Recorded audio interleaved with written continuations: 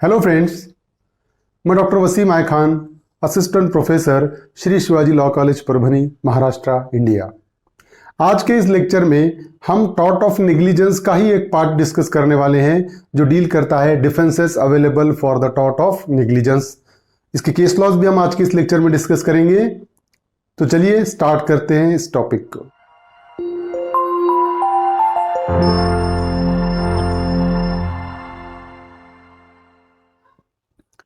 Defences for tort of negligence आज हम discuss करने वाले हैं।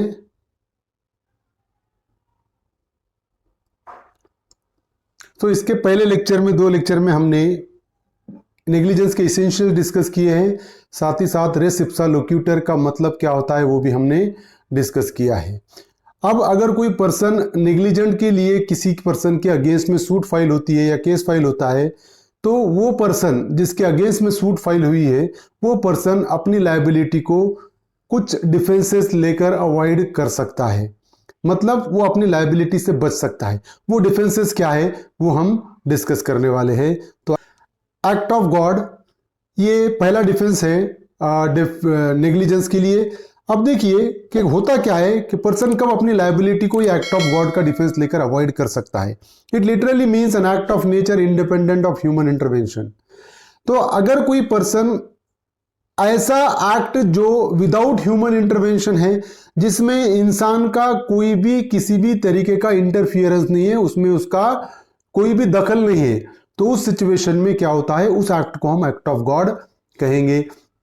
Which can not B foreseen by any amount of human ability and skill.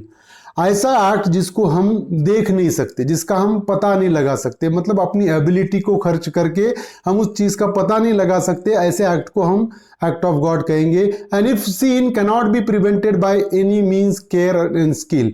या ऐसा कोई एक्ट जो देखा तो जा सकता है लेकिन हम उसको प्रिवेंट नहीं कर सकते। फॉर एग्जाम्पल, बहुत घने बादल आने के बाद हम ये प्रिडिक्ट तो कर सकते हैं, ये पता तो लगा सकते हैं कि बहुत ज्यादा बारिश हो सकती है, लेकिन उस बारिश को हम रोक नहीं सकते। अगर हम रोक सक रहे हैं तो वो एक्ट ऑफ गॉड के डेफिनेशन में नहीं आएगा।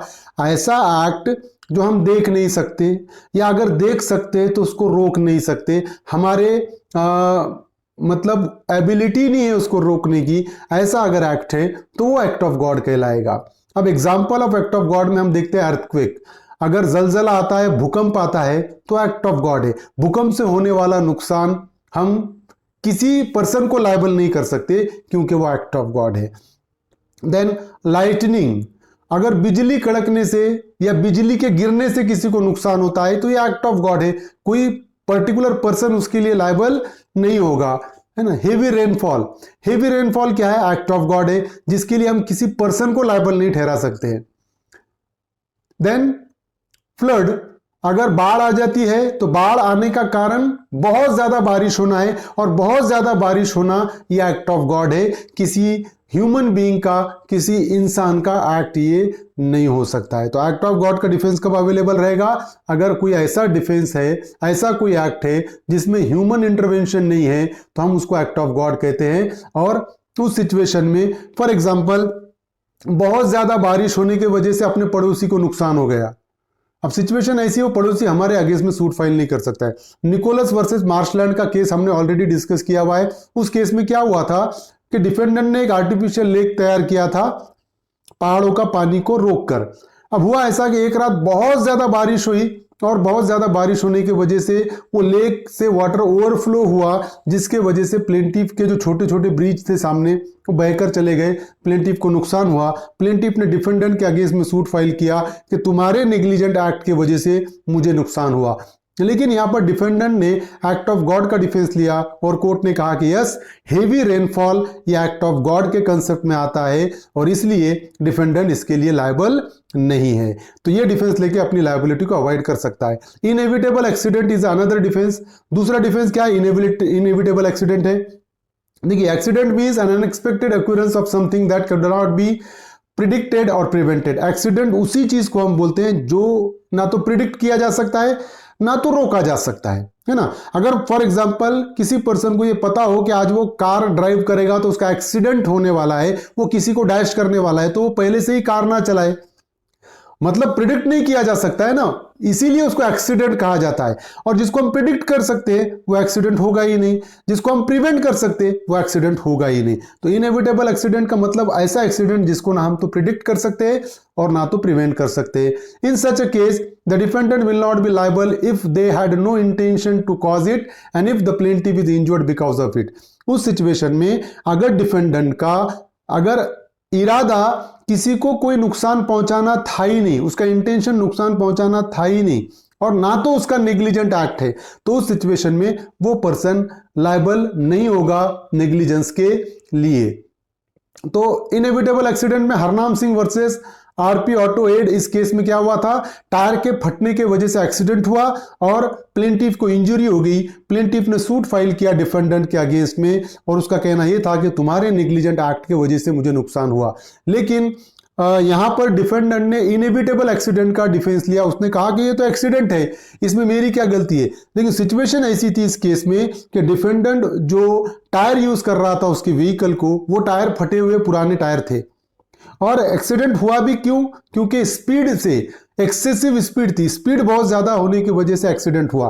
कोर्ट ने यहां पर यह कहा कि डिफेंडेंट लायबल है और इनएविटेबल एक्सीडेंट का डिफेंस डिफेंडेंट के लिए अवेलेबल नहीं है। वो इसलिए क्योंकि वो एक्सीडेंट को रोका जा सकता था।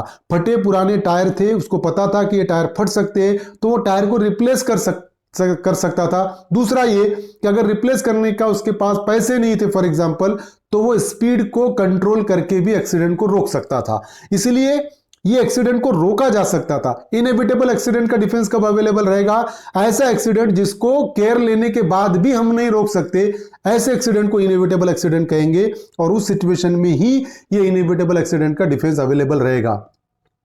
पद्मावती वर्सेस दुग्गनाई का इस केस में क्या हुआ था कि एक्सीडेंट तो हुआ, लेकिन एक्सीडेंट का कारण क्या था, अचानक से जो एक्सेल रहता है उससे व्हील डिसलॉज हो गया, व्हील निकल गया और व्हील निकलने की वजह से एक्सीडेंट हुआ। यहां पर डिफेंडेंट ने इनएविटेबल एक्सीडेंट का डिफेंस लिया और कोर्ट ने कहा कि इनएविटेबल एक्सीडेंट का डिफेंस यहां पर अवेलेबल है, क्योंकि अचानक से टायर एक्सेल से निकलने की वजह से एक्सीडेंट हुआ, मतलब ये इनएविटेबल एक्सीडेंट में आएगा। ये अपन प्रिडिक्ट नहीं कर सकते कि अपन कार चला रहे और अचानक से व्हील निकल सकता है, तो ये इनएविटेबल एक्सीडेंट में आएगा और डिफेंडेंट को यहां पर कोर्ट ने ये किया कि यस, डिफेंडेंट के लिए इनएविटेबल एक्सीडेंट का डिफेंस अवेलेबल है। होम्स वर्सेस माथेर अनदर केस है इनएविटेबल एक्सीडेंट का। यहां पर क्या हो रहा था कि डिफेंडेंट का जो नौकर है वो हॉर्स को पब्लिक प्लेस पर लेकर घूम रहा था, कुत्तों ने भौंका और अचानक से कुत्तों के भौंकने की वजह से वो घोड़े ने भागना शुरू किया। वो डिफेंडेंट के नौकर ने पूरी कोशिश की उस हॉर्स को कंट्रोल करने की, लेकिन वो हॉर्स उससे कंट्रोल नहीं हुआ और जो प्लेंटिफ बालकनी में खड़े हुआ था, हॉर्स ने उसको जाकर डैश किया और प्लेंटिफ को इंजरी होगी। प्लेंटिफ ने सूट फाइल किया डिफेंडेंट के अगेंस्ट में, बट इस केस में डिफेंडेंट ने इनएविटेबल एक्सीडेंट का डिफेंस लिया। अब यहां पर क्वेश्चन मेरा यही है कि इनएविटेबल एक्सीडेंट का डिफेंस अवेलेबल है क्या, तो कोर्ट ने कहा कि यस, इनएविटेबल एक्सीडेंट का डिफेंस अवेलेबल है, क्योंकि यह प्रिडिक्ट नहीं किया जा सकता था कि हम घोड़ा लेकर निकलेंगे पब्लिक प्लेस पे और कुत्ते भौंकेंगे, घोड़ा भागना शुरू करेगा, ये प्रिडिक्ट नहीं था। अच्छा, घोड़े ने भागना शुरू करने के बाद जितना केयर लेना चाहिए था नौकर ने उतना केयर लिया, उसको कंट्रोल करने की पूरी कोशिश की, लेकिन उससे कंट्रोल नहीं हो पाया, उसके कंट्रोल के बाहर हो गई वो सिचुएशन। तो इसलिए ऐसे एक्सीडेंट को इनएविटेबल एक्सीडेंट बोलेंगे और कोर्ट ने डिफेंडेंट को लायबल नहीं ठहराया, इनएविटेबल एक्सीडेंट का डिफेंस अवेलेबल है उसके लिए, ये कहा। अब कॉन्ट्रीब्यूटरी नेग्लिजेंस तीसरा डिफेंस अवेलेबल है, काय के लिए, टॉर्ट ऑफ नेग्लिजेंस के लिए। अब यहां पर क्या होता है, the expression contributory negligence means an act of negligence in which both the defendant and the plaintiff are contributors. ऐसा एक्सीडेंट जिसमें प्लेंटिफ और डिफेंडेंट दोनों कॉन्ट्रीब्यूट करते हैं, मतलब दोनों नेग्लिजेंट है। उस सिचुएशन में क्या होता है कि डिफेंडेंट के पास डिफेंस रहेगा कॉन्ट्रीब्यूटरी नेग्लिजेंस का, वो बोलेगा सिर्फ मैं ही नेग्लिजेंट नहीं हूं बल्कि प्लेंटिफ खुद भी नेग्लिजेंस है। Contributory negligence means failure to take a reasonable care of one's own self. Contributory negligence का मतलब ये भी होता है कि जो पर्सन है प्लेंटिफ, उसने खुद का भी केयर नहीं लिया है। Going wrong side is an example of contributory negligence. Suppose मैं राइट साइड पे हूं और वो रॉन्ग साइड से आ गया और डैश हो गई, तो गोइंग रॉन्ग साइड उसका खुद का भी नेग्लिजेंट एक्ट है ना, वो तो राइट साइड होना चाहिए था, वो अगर रॉन्ग साइड है तो डेफिनेटली कॉन्ट्रीब्यूटरी नेग्लिजेंस का डिफेंस मेरे लिए अवेलेबल रहेगा और मैं डिफेंस लेकर अपनी लायबिलिटी को अवॉइड कर सकता हूं। देखिए Harris versus Toronto transit company है, इसमें क्या हुआ था कि यहां पर आप इस इमेज में देख रहे होंगे कि जो पैसेंजर है वो पैसेंजर अपना हाथ बाहर निकाल कर बैठा हुआ है। इस केस में कंडक्टर ने बार बार उस पैसेंजर को वार्निंग दी कि आप आपका हाथ अंदर लीजिए, एक्सीडेंट हो सकता है। लेकिन वार्निंग देने के बाद भी वो पैसेंजर ने अपना हाथ बाहर निकाला और उसको इंजरी हो गई कमिंग व्हीकल से, जो दूसरी व्हीकल आ रही थी उसकी वजह से उसको इंजरी हो गई। यहां पर प्लेंटिफ ने डिफेंडेंट के अगेंस्ट में सूट फाइल किया। उसका कहना यह था कि ड्राइवर और कंडक्टर के नेग्लिजेंट एक्ट की वजह से मुझे इंजरी हुई। लेकिन यहां पर डिफेंडेंट ने कॉन्ट्रीब्यूटरी नेग्लिजेंस का डिफेंस लिया। डिफेंडेंट का कहना यह था कि हमने इसको वार्निंग देने के बाद भी इसने अपना हाथ अंदर नहीं लिया, यह खुद भी नेग्लिजेंट था और कॉन्ट्रीब्यूटरी नेग्लिजेंस का डिफेंस हमारे लिए अवेलेबल है। कोर्ट ने कॉन्ट्रीब्यूटरी नेग्लिजेंस का डिफेंस अवेलेबल कराया और यह कहा कि डिफेंडेंट लायबल नहीं है इस केस में। ठीक है, तो ये केस हमने डिस्कस किया। लास्ट अपॉर्चुनिटी रूल यही एक्सटेंडेड पार्ट है डिफेंस ऑफ कॉन्ट्रीब्यूटरी नेग्लिजेंस का। According to this rule, the person who is having later opportunity to avoid an accident by taking a care will be held liable। अब यहां पर court ने क्या कहा कि ऐसा पर्सन कि मतलब कॉन्ट्रीब्यूटरी नेग्लिजेंस में हो रहा क्या था कि मैं भी नेग्लिजेंट हूं और आप भी नेग्लिजेंट है, लेकिन आपने कॉन्ट्रीब्यूट किया तो मैं आपके वो कॉन्ट्रीब्यूटरी नेग्लिजेंस का डिफेंस लेके मैं अपने नेग्लिजेंस को छुपा रहा था, मैं मतलब अपनी लायबिलिटी को अवॉइड कर रहा था। तो उस सिचुएशन में कोर्ट ने एक नया प्रिंसिपल लेकर आया और कोर्ट ने यह कहा कि जिस पर्सन के पास आखिरी अपॉर्चुनिटी है, लास्ट अपॉर्चुनिटी है एक्सीडेंट को रोकने की केयर लेकर, वो पर्सन लायबल होगा नेग्लिजेंस के लिए। अब देखिए डेविस वर्सेस मन, इस केस में लास्ट अपॉर्चुनिटी रूल को इवॉल्व किया गया। इसको डोंकी का केस भी कहा जाता है। देखिए इसमें क्या हुआ था कि यहां पर पर्टिकुलर पर्सन ने क्या किया कि उसने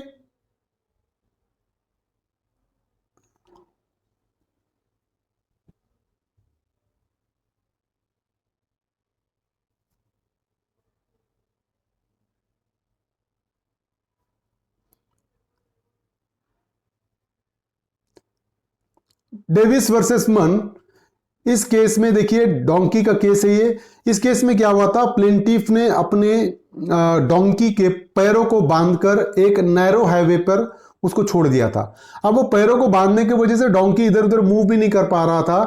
हुआ यूं कि जो डिफेंडेंट है वो स्पीड में वहां से आ रहा था और स्पीड में आने की वजह से क्या हुआ कि उसने कंट्रोल नहीं हुआ उसको व्हीकल और उसने उस डोंकी को डैश किया और डोंकी की डेथ हो गई। डोंकी के मालिक ने उस टू व्हीलर वाले के अगेंस्ट में सूट फाइल किया कि due to your negligent act क्या हुआ कि हमको नुकसान हुआ। अब यहां पर उस बाइक वाले ने डिफेंस लिया कॉन्ट्रीब्यूटरी नेग्लिजेंस का। उसने कहा कि ठीक है भाई कोई बात नहीं, मैं तो नेग्लिजेंट हूं लेकिन आप भी नेग्लिजेंट हो, आपने गधे को वहां पर छोड़ा था, डोंकी को वहां पर छोड़ा था, इसलिए एक्सीडेंट हुआ। लेकिन कोर्ट ने यह कहा कि यहां पर later opportunity, last opportunity accident को रोकने की किसके पास थी। देखिए नो डाउट वो डोंकी का ओनर जिसने उसके पैर बांधकर हाईवे पे छोड़ा वो नेग्लिजेंट था, लेकिन लेटर अपॉर्चुनिटी, लास्ट अपॉर्चुनिटी किसके पास थी, वो बाइक वाले के पास थी। बाइक वाला ब्रेक अप्लाई करके एक्सीडेंट को रोक सकता था, लेकिन हुआ क्या, यहां पर उसने ब्रेक अप्लाई नहीं किया और एक्सीडेंट हो गया। तो लास्ट अपॉर्चुनिटी के रूल के हिसाब से कोर्ट ने बाइक वाले को यहां पर लायबल ठहराया, बोला कि तेरे पास लास्ट अपॉर्चुनिटी थी एक्सीडेंट को रोकने की, तूने एक्सीडेंट नहीं रोका, इसलिए लायबल बाइक वाले को कोर्ट ने इस केस में ठहराया। कौन सा प्रिंसिपल को लाकर, लास्ट अपॉर्चुनिटी रूल को लेकर आकर। ठीक है, फिर उसके बाद लास्ट अपॉर्चुनिटी रूल के भी कंसेप्ट को कोर्ट को ऐसा लगा कि ये हार्श हो रहा है। मतलब हम डायरेक्टली, जैसा कि वो गधे वाले केस में क्या हुआ था, डोंकी वाले केस में, कि जो डोंकी के पैर उसने बांधा था वो भी नेग्लिजेंट था, लेकिन लास्ट अपॉर्चुनिटी रूल में हमने क्या किए, वो जो दूसरे पर्सन को ही लायबल ठहराया, इसको हमने वैसे ही छोड़ दिया। तो इसको भी मॉडिफाई करके एक नया प्रिंसिपल लेकर आया गया है, वो है अपॉर्शनमेंट ऑफ डैमेजेस। और इसमें क्या होता है कि it has been seen that in case of contributory negligence damages have also been divided depending upon the proportion of the negligence committed or contributed by both the parties। अब यहां पर क्या होता है कि जब दोनों पार्टी नेग्लिजेंट है तो उस सिचुएशन में हर एक का नेग्लिजेंस कितने परसेंट में है। फॉर एग्जांपल एक पार्टी का नेग्लिजेंट 70% है, दूसरे का 30% है। तो अकॉर्डिंग टू दैट प्रोपोर्शनेट उनकी लायबिलिटी को डिसाइड किया जाता है अपॉर्शनमेंट ऑफ डैमेजेस में। देखिए Vidya Devi versus MP state transport corporation, इस केस में क्या हुआ था, a motorcyclist run into a bus negligently and was killed. Motorcyclist ने क्या किया, वो बस में वो घुस गया और उसकी डेथ हो गई। नेग्लिजेंटली वो मोटरसाइकिल चला रहा था और बस में एक्सीडेंट होने की वजह से उसकी डेथ हो गई। The bus driver was also found negligent in not averting the possible collision. और यहां पर इस केस में मतलब बाइकर भी नेग्लिजेंट था, साथ ही साथ बस ड्राइवर भी नेग्लिजेंट था, क्योंकि उसने भी एक्सीडेंट को रोकने की पॉसिबल कोशिश नहीं की थी। The court found that the deceased motorcyclist was more negligent than the bus driver. अब इस सिचुएशन में क्या हुआ था, मोटरसाइकिलिस्ट ने बस ड्राइवर के अगेंस्ट में सूट फाइल किया था, MP state road transport corporation के अगेंस्ट में सूट फाइल किया। वो जिसकी डेथ हो गई उसके वाइफ ने सूट फाइल किया था। अब यहां पर जब कोर्ट ने डिसाइड किया, कोर्ट ने यह कहा कि मोटरसाइकिलिस्ट मतलब जिसने सूट फाइल किया, जिसकी बीवी ने सूट फाइल किया, वही ज्यादा नेग्लिजेंट था ट्रक ड्राइवर से। बस ड्राइवर से ज्यादा नेग्लिजेंट कौन था, वो मोटरसाइकिलिस्ट ही था। अब यहां पर क्या हुआ, court awarded the damages to the extent of 1/3 only. Court ने यह कहा कि बस ड्राइवर 1/3 नेग्लिजेंट था और 2/3 नेग्लिजेंट कौन था, वो मोटरसाइकिलिस्ट था जिसके वाइफ ने सूट फाइल किया। और कोर्ट ने 1/3 के हिसाब से ही कंपेंसेशन ग्रांट किया। मतलब जितना नेग्लिजेंट बस ड्राइवर उतना ही कंपेंसेशन दिया। फॉर एग्जांपल 1 लाख अगर कंपेंसेशन बन रहा होगा तो उसका 1/3 हो रहा है 33,333, उतना ही कंपेंसेशन कोर्ट ने अलाउ किया, ये अपॉर्शनमेंट ऑफ डैमेजेस को अप्लाई करके। अपॉर्शनमेंट ऑफ डैमेजेस इस तरीके से था। अब एक्सेप्शन टू कॉन्ट्रीब्यूटरी नेग्लिजेंस है। कॉन्ट्रीब्यूटरी नेग्लिजेंस किस पर्सन के अगेंस्ट में यूज नहीं हो सकता है, डॉक्ट्रिन ऑफ अल्टरनेटिव डेंजर है। देखिए इसमें क्या होता है, if the defendant has placed the plaintiff in a grave situation, अगर डिफेंडेंट ने प्लेंटिफ को ऐसी सिचुएशन में लेकर आया कि the plaintiff tries to escape from such a situation, जो डिफेंडेंट ने क्रिएट की वाली सिचुएशन है, उस सिचुएशन से बचने के चक्कर में प्लेंटिफ कोई डेंजर को फेस करता है। मतलब अब उसके पीछे दो रास्ते, एक तो डिफेंडेंट ने ऐसी सिचुएशन में लेकर आया कि मतलब कि दो डेंजर है, अल्टरनेटिव डेंजर वाला कंसेप्ट है। वो अल्टरनेटिव डेंजर में किसने लेकर आया, डिफेंडेंट ने खुद ने लेकर आया।